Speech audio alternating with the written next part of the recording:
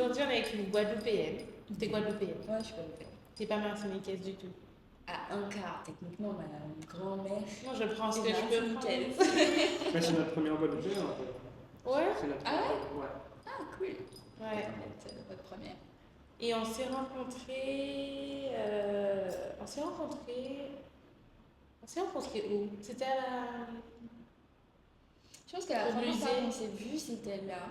Après, moi, la première personne avec qui j'avais parlé, c'était avec Régis Ouais. sur les réseaux quand il était arrivé. Je sais même plus comment est-ce que j'avais capté que c'était arrivé au Sénégal. Je sais pas, non. Bah, je sais pas. C'était au début, je postais des photos Ouais, qu'on faisait au début de l'agence. je pense que c'était ça. Et voilà. Ouais, c'était au tout début. Ah oui, oui, oui. Et du coup, j'ai vu que c'était un Guadeloupéen et j'étais en mode Ah, un Guadeloupéen au Sénégal. Je vais lui parler. Ouais. Et ouais, on s'est rencontrés. Ouais, c'est là qu'on a commencé à discuter. C'est là qu'on a commencé à Mais c'est là, discuter. justement, c'est la première fois que je savais qu'il y avait des Antillais ici. Parce qu'on C'est s'est jamais posé la question que. Est-ce qu'il y avait des Antillais Ouais. ici? Ouais. C'est vrai. C'est vrai, là. On s'est jamais- pas posé la question Avant d'arriver. avant d'arriver, pas du tout. Mm. Et après, on s'est rencontrés peut-être Au 19M. un an, 2 ans, Un un an an plus après, tard. je Hein. pense. Ouais, plus tard un au an après. 19M. Au 19e, et après, bon, voilà, on se voit une fois Comme ça. C'est vrai qu'on a pensé directement à toi. C'est la première Antillaise jeune qu'on a connue Ok. au Sénégal. Ok, ok. Du coup, là, on va laisser te présenter, d'où tu viens, qu'est-ce que tu fais ici, depuis combien de temps que tu es là. Ok, du coup, ouais, enfin moi c'est Frédéric Alexandra. Je suis guadeloupéenne, j'ai 28 ans. Ça fait maintenant 3 ans que je suis au Sénégal et je suis kinésithérapeute spécialisée dans le sport, en kiné du sport. Ok. Tu étais déjà venue en vacances avant au Sénégal? Non, en fait, quand je suis arrivée en 2021, c'était la première fois que je venais au Sénégal. C'était un pays, bon, je connaissais genre le Sénégal, mais je pense que j'avais même jamais vu vraiment d'image. Ah ouais? Non, T'avais pas regardé de vidéos avant? non, comment mais c'est- pas du tout, pas du tout. Pourquoi t'as atterri au Sénégal? C'était rien vu du Sénégal. En fait, donc en 2021, donc j'ai eu mon diplôme et j'ai quand même ressenti ce besoin de quitter un peu la France avec tout ce qui s'y passait avec le Covid, etc. Je voulais sortir un peu de ça. Surtout que j'étais professionnelle de santé et que du coup, Ouais. il y avait beaucoup de restrictions, de choses qui nous étaient imposées avec lesquelles je n'étais pas particulièrement d'accord. Donc voilà, je voulais partir un petit peu, quitter un peu ce système-là. Et à l'époque, j'étais avec Martine Cobénémois. Du coup, il m'a dit, bah, viens, on va au Bénin. Putain, mais ok. Donc on est parti au Bénin, on est resté là-bas 3 mois. Ok, ouais. Ouais. On a essayé de voir un petit peu les possibilités d'installation, parce qu'il était kinésithérapeute aussi. Donc voilà, on a essayé de voir si on pouvait s'installer là-bas. Et au final, on est venu au Sénégal en vacances. Ok. On est venu au Sénégal en vacances et on est resté 1 mois. Ensuite, on a prolongé, on est resté 2 mois. Ensuite, on nous a proposé du travail et du coup, on est pas reparti. Donc, il n'y avait aucune intention de rester, quoi. Pas du tout. Au départ, c'était pas du tout prévu. Donc, le vrai départ, c'était au Bénin. Ouais, le vrai départ, c'était au Bénin au départ. Et entre le Bénin et le Sénégal, pourquoi t'es resté au Sénégal et qu'il n'y avait pas au Bénin? Enfin, Je pense que c'est d'un point de vue, donc pour la kinésithérapie c'est quand même plus développé ici qu'au Bénin. Au Bénin, c'est vraiment les balbutiements pour l'instant. Donc même certains médecins et tout, ils ne connaissaient pas forcément la profession. Donc on s'est dit que pour s'installer là-bas en tant que kinésithérapeute, il y avait des possibilités. ouais. On m'avait proposé de travailler dans un cabinet privé et tout, à la Evive. Donc je sais qu'il y aurait eu des possibilités et au départ le plan c'était de venir en vacances, de rester un peu et de repartir là-bas pour justement continuer à commencer le projet d'installation là-bas. Mais en fait quand on est arrivé ici et qu'on a vu comment est-ce que ça se passait, je pense que le fait qu'on nous propose quelque chose aussi et que c'était intéressant, tout ça, ben, tout de suite je pense que... Ouais, c'est plus l'opportunité que tu as eu au Sénégal qui fait que pourquoi pas. Ouais, l'opportunité au Sénégal. Et j'avoue que maintenant que j'y pense, ça fait 3 ans, donc ça remonte. Mais quand on est arrivé aussi, on a été séduit par la chaleur des gens au départ. Donc ils sont gentils. Ils sont gentils et tout. Bah, ils sont accueillants quand même. Enfin, les Sénégalais sont vachement accueillants. Ils sont vachement chaleureux, surtout avec quand on vient d'arriver et tout ça. Donc je pense qu'on a été séduits par ça aussi. Et puis on était souvent à Sali, donc avec la plage, le truc et tout. Donc non, je pense que c'est tout ça aussi qui a motivé notre décision de rester. Et après, ouais, les opportunités aussi. Est-ce que c'était plus facile, par exemple, de naviguer au Bénin ou au Sénégal, par exemple? Comme lui, les Martiniquais béninois, est-ce qu'il avait déjà des points d'attache au Bénin? Est-ce qu'il connaissait déjà? Qui fait que c'était peut-être plus facile pour vous de naviguer au Bénin qu'au Sénégal? Ben, c'est une bonne question. Parce qu'en fait, c'est vrai qu'au Bénin aussi, ce qui était à la fois un avantage et un inconvénient, c'était qu'il y avait sa famille. Et c'était du coup, bah, c'était bien parce que voilà, on connaissait certaines personnes, etc. Donc c'est vrai que pour certaines questions, certains trucs, on aurait pu être aidés de ce côté-là. Mais en fait, au Sénégal, quand on est arrivé, il y a un très très bon ami à mon ex, du coup, à mon ami, enfin un ami frère à lui, qui est revenu en même temps s'installer au Sénégal. Et en fait, il nous a un petit peu pris sous son aile et il nous a présenté à toute sa famille. Et en fait, c'était un petit peu genre, c'est un peu devenu notre famille aussi. Donc en fait, on a eu les mêmes facilités quand on est arrivé au Sénégal que ce qu'on a eu au Bénin. Donc il y avait quand même un point d'attache trouvé sur le moment, mais... C'est ça. Ok. C'est ça. Et je pense qu'il y a quand même plus de facilité pour certaines choses au Sénégal qu'au Bénin. Le Bénin, même si là en ce moment c'est en train de se développer à une vitesse folle, je pense qu'il y a encore beaucoup d'avancées à faire qui sont déjà un peu acquises au Sénégal, même s'il y a encore des choses sur lesquelles progresser, bien sûr. Mais pour nous, en tout cas, c'était, je pense, plus facile de venir s'installer ici que de s'installer au Bénin dans la profession qu'on exerce. Quoi. Et quand t'as grandi en Guadeloupe ou en France? En Guadeloupe. Et t'es partie en France pour faire tes études? Non, j'ai fait mes études en Martinique. C'est vrai? Ouais. Ah, mais tu comprends? Voilà, encore un petit peu de Martinique. Ah, donc t'as fait des études en Martinique? J'ai fait mes études en Martinique, ouais. Et ça s'est passé comment? Bah, super bien, franchement, mes 4 ans de kinésithérapie, c'était beaucoup trop génial. Ouais, j'ai adoré. Mais c'est après à Martinique que t'as été en France? J'ai jamais vécu en France. C'est vrai? Non. Donc c'est de la Martinique que tu es venue au Bénin? Ouais, directement. Oh, enfin, pour moi, tu es sortie de la France et tu es venue au Bénin. Non, j'ai jamais vécu en France. Comment ça s'est passé? Quelles sont tes appréhensions? Quand tu dis, ok, je vais au Bénin, est-ce que tu t'étais dit que ce sera difficile? J'avais super peur. J'avais peur. J'avais super peur, mais en fait, c'était à la fois un mélange de peur et d'excitation. Tu vois, j'avais peur parce que l'Afrique noire, en tout cas, j'avais jamais mis les pieds en Afrique subsaharienne. Donc, je savais pas du tout à quoi m'attendre. Surtout que, avant d'arriver en Afrique, j'avais jamais vraiment ressenti le besoin d'y aller.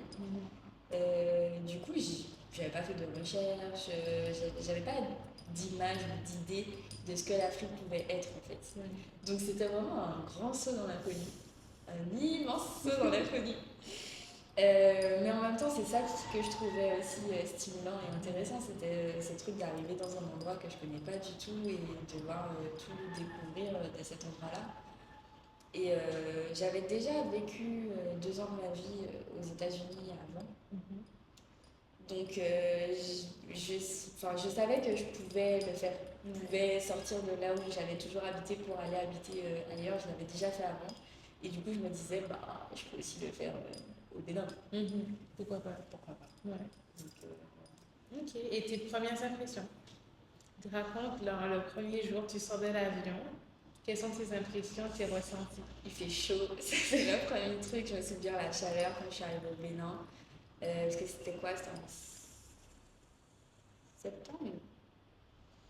C'est en septembre 2021. C'était en septembre 2021.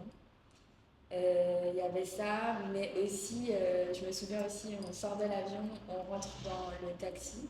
C'était un ami de l'oncle de Joachim qui était venu nous chercher. Et la musique qu'il y a à la radio, c'est du Kassav, quoi. Et comment ah ouais, ok, merveilleuse manière d'être accueillie en Afrique, quoi. Genre, je suis en mode, bon, c'est bon, ça va bien se passer. Donc non, en plus on est accueillis par la famille de Joachim, donc ça, on n'est pas non plus un territoire complètement inconnu. Enfin moi je rencontre toutes ces personnes-là, mais lui c'est des personnes qu'il connaît, etc. Donc non, il est super bien accueilli. La première semaine en fait on n'est pas directement allé à Cotonou dans sa famille.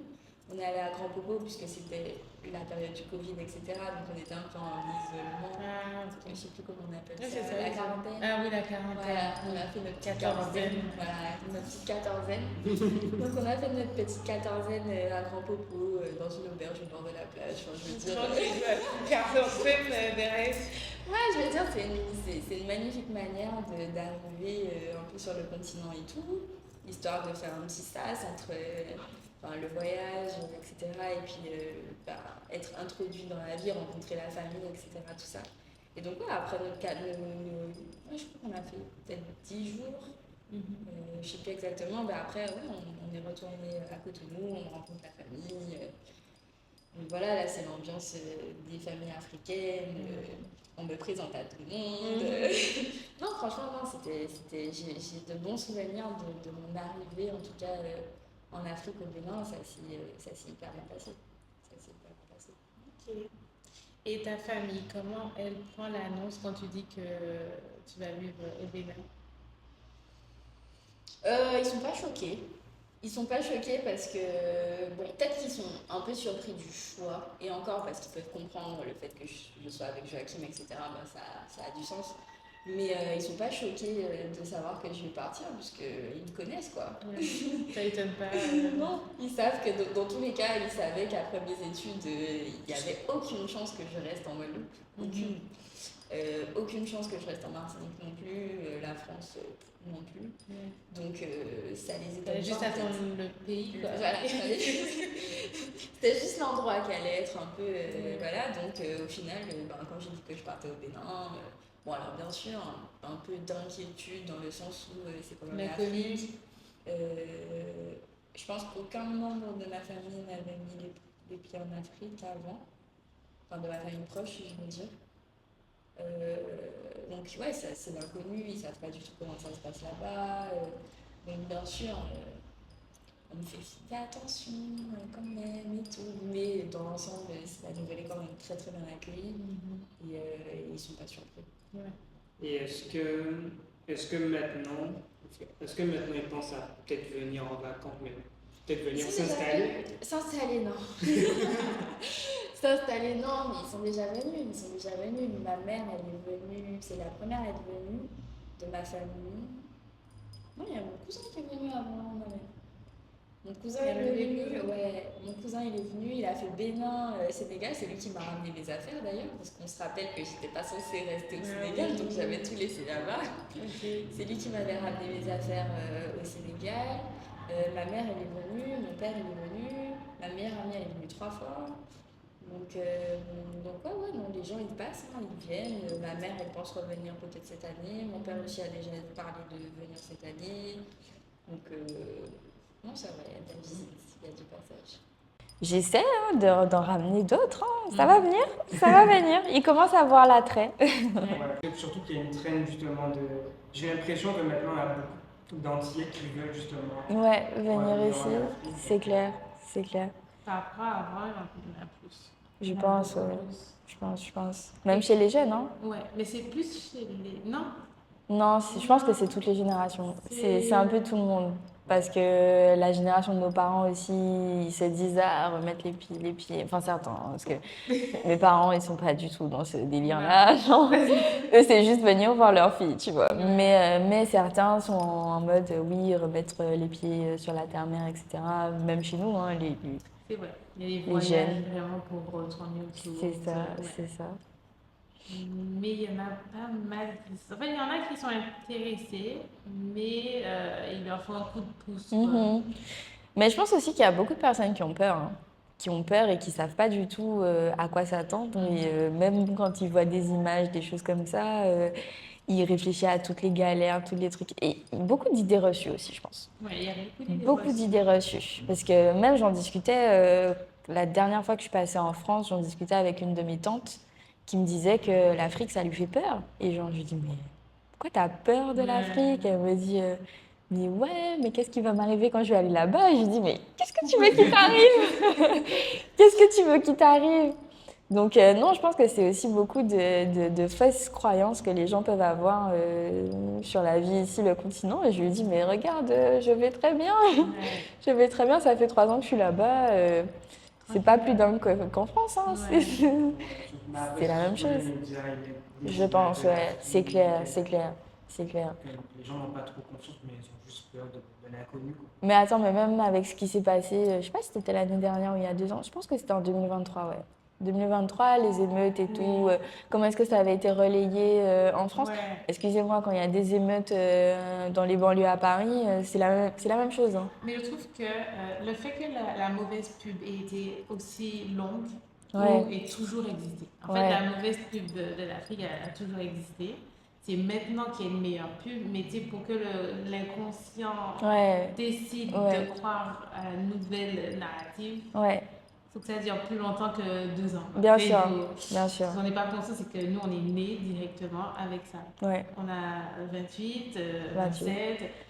Enfin, tu vois, on est nés avec ça. Eux, c'est toute leur vie. Donc, du coup, mais après, il faut juste qu'on fasse un travail sur nous-mêmes d'accepter la nouvelle narrative. Genre, factuellement, les nouvelles informations. Crois aux nouvelles informations. C'est tout, en fait. Mais après, le cerveau, il faut entraîner. Mais oui, c'est tout ça. Mais c'est pour ça aussi que je trouve intéressant d'être ici et de pouvoir montrer, en fait. Montrer. Et c'est trop drôle parce que, en fait, avant de mettre les pieds en Afrique, genre, j'avais pas envie de venir ici. Genre, maintenant que j'habite ici, je peux pas m'imaginer vivre ailleurs. Je peux pas m'imaginer vivre ailleurs. C'est soit tu rentres chez toi, parce que c'est chez toi, il y a ta famille, etc.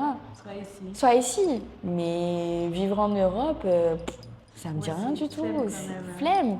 Que ce soit la France ou un autre pays d'ailleurs. J'ai pas envie. Tu vois qu'ici, tout est possible en vrai. Tu vois l'opportunité, donc tu dis, mais pourquoi aller. Il n'y a pas de plafond de verre, tu vois. C'est genre, the sky is the limit. C'est genre, tout ce que tu peux imaginer, si tu veux vraiment le faire, tu peux le faire, tu vois. Ça va pas être facile. Non, c'est ça. Ça va pas être facile. Il faut prendre le temps, il faut comprendre. Il y a beaucoup d'étapes. Il ne faut pas minimiser le processus de s'adapter, mais c'est pas un non direct. C'est ça. Si on t'a pas dit non, ben, tu continues, tu avances. Et même si on t'a dit non, hein, tu cherches un autre chemin et tu continues en fait. Il y a des pays où le non est un vrai non. C'est ça. Il y a des pays où le non est un vrai non et on s'est juste habitué aussi à avoir des noms. Mais là, non, tranquille. Hein. C'est juste que tu l'as peut-être mal fait. C'est ça. Une mauvaise approche. Exact. Mais que c'est peut-être pas le bon moment aussi, tu vois, il faut peut-être attendre un petit peu et tout, mais non, franchement, Afrique, terre d'opportunités, c'est réel, hein. C'est réel, c'est réel. Mais c'est que nous, on pense pas, après nous, on dit l'Afrique. Je sais que les gens, ils aiment pas qu'on dise l'Afrique, c'est chaque région. C'est vrai. Chaque pays et tout. C'est vrai. Après, c'est vrai que nous, il faut nous comprendre parce qu'on nous a toujours communiqué l'Afrique comme un seul bloc. Ouais. Donc, c'est un travail à faire. Ouais. Mais, bon, on n'a pas fait tant de pays que l'Afrique. On a fait Ghana, Maroc et Sénégal. Il y a peu. Ça te montre quand même que sur les 3, dans tous les cas, tu as la même conclusion. Il y a énormément de choses à faire. En fait, quand je dis Afrique, terre d'opportunités, c'est clair que. Mais c'est que c'est partout, tu vois. C'est que ce soit en Afrique de l'Ouest, que ce soit en Afrique centrale, en Afrique de l'Est, et j'ai trop envie d'aller là-bas d'ailleurs. C'est vraiment, tu as vraiment cette impression que il faut développer, il faut croître, il faut, tu vois, innover, il faut. Et que c'est ici que tu peux le faire d'une certaine manière. Enfin, tu peux le faire ailleurs aussi, mais je veux dire, là-bas, c'est. Je ne veux pas dire que tout est fait, non, il y a toujours des choses à faire, des choses à. Mais ici, c'est fertile, c'est propice à l'expansion. C'est vraiment ça, quoi. Pour moi, le futur, c'est ici. Mais les autres peuples, je ne sais pas comment les appeler, ils ont déjà compris. Hein. Ouais. Quand on est Bah venu oui. ici, Bah oui. il y a déjà des gens de partout. Exactement, Et bien c'est sûr. à nous de comprendre qu'il y a aussi des choses à venir faire. Et bon, étant donné que c'est beaucoup plus parlant pour nous, enfin, pourquoi pas nous? Bah, c'est sûr en C'est fait. ça, Pourquoi les autres peuvent, nous aussi. clairement, Nous aussi. clairement. Et quand on te dit tous les jours que, bon, ben, en général, nous, on grandit, on va faire nos études en France. Bon, maintenant, il y a d'autres pays, ici, surtout États-Unis, Canada, France. Mhm. Mais c'est le fait de se dire aussi, tu peux grandir et venir faire tes études ici. Clairement. Tu peux venir faire tes stages ici. Mais clairement. Et tu peux peut-être beaucoup plus apprendre en venant faire des stages ici qu'ailleurs. Enfin, c'est qu'on ne le voit pas comme une opportunité du tout. C'est ça, c'est ça. En fait, pour nous, l'Afrique, c'est nébuleux, et puis c'est lointain, et puis c'est inaccessible. J'ai déjà entendu tous ces mots-là. Encore récemment, ma mère qui me disait mais toi, t'es un peu inaccessible. Elle me disait ça, et j'ai dit bah, c'est vrai qu'en termes de. Pour venir ici, c'est pas toujours évident, surtout quand tu parles des Antilles, tu vois. Mais en même temps. Ici, Il y a des destinations touristiques qu'on connaît qu'il faut faire beaucoup d'escales et tout le monde y va. c'est vrai, c'est vrai. Mais quand la com, c'est là que la communication, c'est super important. Quand la com est bien faite, on t'a montré tellement de fois que tu pouvais le faire qu'au final, toi-même, tu te convaincs que tu peux le faire. Ça devient évident. Maintenant, après, c'est vrai qu'il faut passer par la France, ou passer par le Maroc, ou peu importe pour venir, donc c'est un peu compliqué, surtout quand tu sais que tu es tout près. Ligne directe, ce serait juste évident. Surtout qu'on est tout près, on est plus près de l'Afrique. On est plus proche. que On est l'Europe. plus proche, on est plus proche. Ah ouais, On est plus ce proche. serait rapide. Mais il faut aussi que les gens se disent quand ça ouvre, il faut l'utiliser la ligne. Parce que, tu sais, businessment parlant. Mais en fait, c'est ça qui bloque, hein, je crois, depuis le début. Parce que l'année où je suis arrivée, et une des raisons encore pourquoi est-ce que quand on est arrivé, on était en mode ah, c'est d'égal, toutes les étoiles s'alignent, on n'arrêtait pas de dire ça. C'est l'année où Air Sénégal a sorti son truc en mode ligue directe avec Fort-de-France et tout, et on était en mode oh mon Dieu, enfin. Bon, au final, voilà. On attend encore. Mais c'est clair que ça, ce sera un game changer, quoi. Ah ouais. Un game changer. Pour toutes les personnes qui sont ici. Et puis, déjà pour que nous, on vienne, mais peut-être pour que eux aussi. Mais moi, je vois le sens contraire aussi. Ouais. Parce que pour le coup, on n'a pas grandi en se disant qu'on allait en Afrique, c'est sûr. Mais dans l'autre sens, c'est. Bon, après, on peut comprendre parce qu'on est quand même très petit. Dans certaines cartes, tu peux ne pas mettre l'autre coin. On ne nous voit pas. Qu'on se le dise. Après, l'histoire fait qu'on est quand on même est liés. au courant de l'autre. Ben oui. Tu vois, on est quand même liés. Et moi, je vois l'échange dans les deux sens. Bien sûr. Et puis, je vois pas. En ce moment, c'est sûr que c'est touristiquement qu'on voit l'échange, mais. Pas que, il y a. Moi, c'est sûr que je dis université, stage, opportunité. C'est vrai. Bah, encore récemment, je réfléchissais, il faudrait peut-être que je prenne le temps d'envoyer les mails, etc. Mais de peut-être proposer à l'école où j'ai fait ma formation, la kinésithérapie, c'est pas la première fois que je dis ça, mais leur proposer en fait de venir faire des stages ici, tu vois. Mais ouais, mais carrément. On cherche que des opportunités.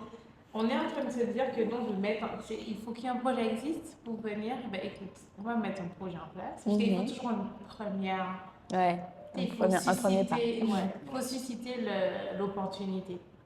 Des fois, quelqu'un ne va pas dire non. Mais il faut quand même qu'il y ait un projet, qu'il y ait quelque chose. Et tu dis, professionnellement, des fois, il y a des savoir-faire. Juste des échanges. Et ici, c'est un système totalement différent. Tu as tout à découvrir et de l'autre côté, pareil.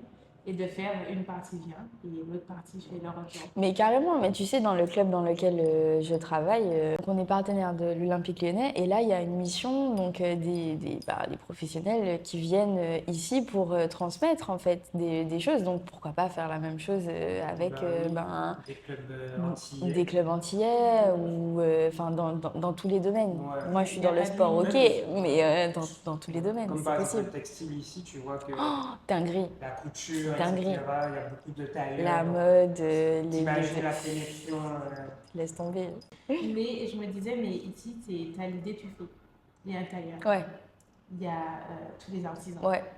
Et nous, on a quand même perdu ça parce qu'on est quand même français. Ouais. C'est quoi, ça fait maladie. Ouais. Non, c'est réel. Et tout est tellement ça, on se dit, c'est le progrès, tout est carré. Mais Ouais. du coup, ça perd La le créatif. spontanéité, ouais, c'est Donc, clair. du coup, tu sais, même le savoir-faire, tu prends juste des tissus, T'emmènes chez la ta teinture. couturière, C'est des chez ton choses qu'on peut truc. faire à la maison. C'est sûr. Mais le bois ici, il touche beaucoup au bois. Donc L'artisanat, non mais enfin, c'est clair, enfin, La transmission de ce sens-là, c'est énorme. c'est juste énorme. Et puis même au niveau de l'agriculture, les trucs chez nous, peut-être emmener ici, voir un petit peu, ouais, et vice-versa. Enfin, je veux dire, je pensais à ça à un moment donné, hein. Genre, je me dis, ok, la Guadeloupe, c'est pas hyper grand. Et genre, là-bas, ok, on utilise beaucoup de terre pour faire de la monoculture, du truc et tout. Genre, ici, regarde toute la terre disponible, tout ce qu'on pourrait cultiver, etc. Viens, on fait des trucs ici, on les ramène là-bas. Ouais. On n'a plus besoin que les choses Oui, coûtent je sais pas oui. combien et tout, c'est Fais bon. nos enjeux, ça serait pas mal. Ah oui. Après, je sais que peut-être Bénin, Ghana, tout ça, ici, il faut maîtriser le sol. Ouais, c'est clair, c'est technique. Parce que Il est mes très parents, sec. ils sont arrivés avec leur craie. Ils Ma sont mère me dit, venus. ah, je l'ai planté là-dessus. Non, ça va pas fonctionner. Tout fonctionne pas. Il y en a qu'il faut faire hors du sol. Ouais, Mais au moins, il y a la terre. il y a la Enfin, terre, il y a il y a l'espace. l'espace, il y a l'étendue, il y a, Même tu si vois. tu dois faire des cultures hors sol. Bah tu oui. fais des cultures hors Bah, sol. bien sûr. C'est pas C'est des compliqué. millions d'hectares de terres arables en fait. Et comme ça, c'est genre juste la richesse du continent. on parle d'opportunités. Non, il y a de C'est la tout. preuve. Ouais, de tout. Tout ce que tu peux imaginer, tu peux le faire C'est ici. ça. Et je me souviens quand j'habitais à New York, c'était une des choses qui m'a fait kiffer cette ville. Et je pense que c'est pour ça que je suis encore là, malgré toutes les difficultés, malgré tout, tu vois. C'est parce que tout ce que je peux imaginer, j'ai l'impression que je peux le faire.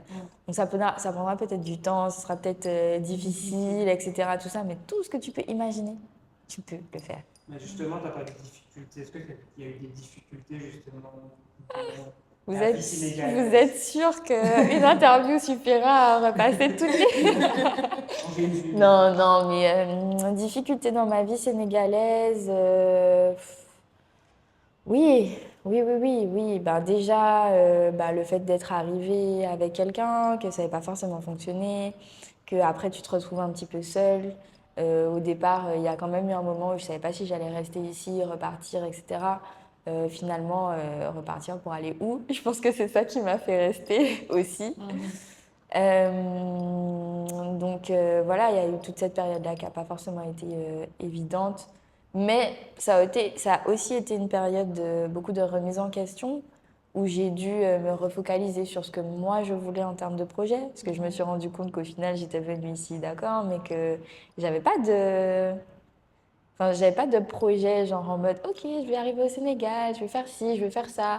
Non, je laissais la vie un peu me porter quoi. En fonction du vent. C'est ça, en fonction du vent. Alors que quand ça s'est arrivé, j'ai vraiment dû genre me poser et dire bon, ok, ben t'es là. Pourquoi?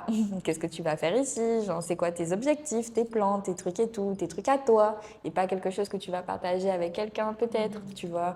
Donc, de cette difficulté-là a quand même émergé quelque chose de plutôt pas mal. Sinon, quelle autre difficulté? Je pense rencontrer des gens aussi, c'est pas évident de créer de vraies connexions, de se faire des amis. C'est pas toujours simple, surtout que la vie à Dakar, ça va à 10 000 à l'heure en fait. Ça tourne comme ça. C'est difficile de trouver le temps et de trouver cet équilibre entre vie perso, vie pro. Donc ouais, après, quelle autre difficulté est-ce que je peux avoir à Dakar? La langue aussi des fois, hein. La langue aussi, c'est pas toujours évident. C'est vrai que la grosse majorité des gens comprennent quand même un peu le français, surtout à Dakar. Mais faut apprendre le Wolof, quoi. Ouais, je trouve que qu'on perd une partie des gens en ne parlant pas le Wolof. C'est clair, Même s'ils vont répondre en français, je trouve qu'il y a une connexion plus profonde c'est clair. en parlant La langue. Il faut faire. Il y a une compréhension. Quand tu parles Wolof, il y a une compréhension qu'il y a et qu'en français, tu perçois tout ce truc-là. Déjà, il y a ça. Et puis même, en fait, quand tu parles Wolof, ils te regardent forcément différemment, tu vois. Exact. C'est genre, même si vous parlez français, tous les deux, ouais, t'es l'étranger, quoi. Alors que quand tu parles Wolof, t'es l'étranger, mais qui parle Wolof. Tu vois? Il faut vraiment faire l'effort, mais ça démontre un intérêt et un respect. Ouais, c'est vrai. C'est vrai que j'ai beaucoup de mal. Je suis quelqu'un qui apprend très difficilement les langues. Ok. Mais franchement, je me dis, mais à quel moment je vais réussir? Parce que je le vois de façon tellement loin. Ouais. Mais au final, on comprend. Je sais pas si tu remarques que des fois, tu vas pas pouvoir répondre, mais tu comprends quand même ce qui se passe. Ah non, mais moi maintenant, je suis à ce stade-là. Hein. Je suis au stade où en fait, quand les gens parlent autour de moi, je comprends ce qui se dit. Ouais. Je comprends ce qui se dit. Je peux pas particulièrement répondre, effectivement, mais maintenant, je fais mes consultations en Wolof. Genre, oui, les patients, ils vont venir, ils vont même parler Wolof. Je vais comprendre ce qu'ils disent. Non, ça va maintenant. Ah, c'est trop bien. Ouais, franchement, maintenant, mes joueurs, ils s'amusent avec ça. Ils me parlent plus français alors que le règlement du club, c'est parler français. Mais donc non, sur le Wolof, maintenant, parler, c'est là aussi la difficulté. C'est là aussi la difficulté. Et en vrai, il n'y a pas de secret, il faut se lancer. Hein. Mais il faut juste pratiquer. Après, des fois, c'est la gêne de mal prononcer. Mais c'est clairement ça. À chaque fois que tu dis un truc en Wolof et que tout le monde rit, même quand tu as bien dit. Quand tu as bien dit, c'est derrière que enfin. Ouais, tu vois. C'est vraiment ça, quoi. Mais ouais, il faut se lancer, il faut se lancer. Non, il faut. Non, il faut. Ah, mais c'est bien. Et si, qu'est-ce que tu aurais dit à quelqu'un qui hésiterait à venir ici? Ouf. De cette consultation-là. Non, c'est une grosse question. C'est une grosse question parce que, en fait, j'aurais quand même eu envie d'être vachement honnête avec cette personne-là et de lui dire, en fait, si tu viens, il faut savoir dans quoi tu t'embarques. Que la vie en Afrique, c'est pas non plus la vie rêvée, que on voit, donc maintenant, effectivement, le narratif commence à changer, on l'a dit. Et donc, on va avoir beaucoup de belles images d'ici, de belles vies, de trucs un peu luxueux, de trucs un peu... mais en fait, à côté, il y a énormément de difficultés aussi. Il y a des choses qui marchent beaucoup moins bien que chez nous. Il y a le fait que tout est payant. La santé, c'est cher. Que c'est pas comme chez nous où on peut aller chez le médecin en mode voilà. Non, ici, en fait, si tu as un problème et tout, c'est de ta poche que ça sort. Il n'y a pas d'autre. Et l'éducation, pareil, il n'y a pas de facilité. Donc, bon, après, ça dépend aussi comment dire, des conditions et des situations de chacun. Mais si, par exemple, tu viens avec des enfants, il faut savoir que s'ils vont à l'école, c'est cher de mettre tes enfants à l'école, etc. Donc, c'est vrai que la qualité de vie au Sénégal peut être très bien, rapidement, très vite, parce qu'on a accès à certaines choses auxquelles on n'a pas forcément accès en Occident, en Europe, même chez nous, en Guadeloupe, en Martinique. Mais faut travailler et faut avoir les reins solides, quoi. Faut avoir les reins solides. Faut être préparé mentalement aussi à toutes les difficultés qu'on peut rencontrer ici. Mais, d'un autre côté, c'est vrai que c'est une vie... Il y a certains côtés qui sont vachement agréables. Qui sont, si la personne elle cherche à venir justement travailler, réaliser des choses, etc., c'est aussi un environnement qui est extrêmement stimulant.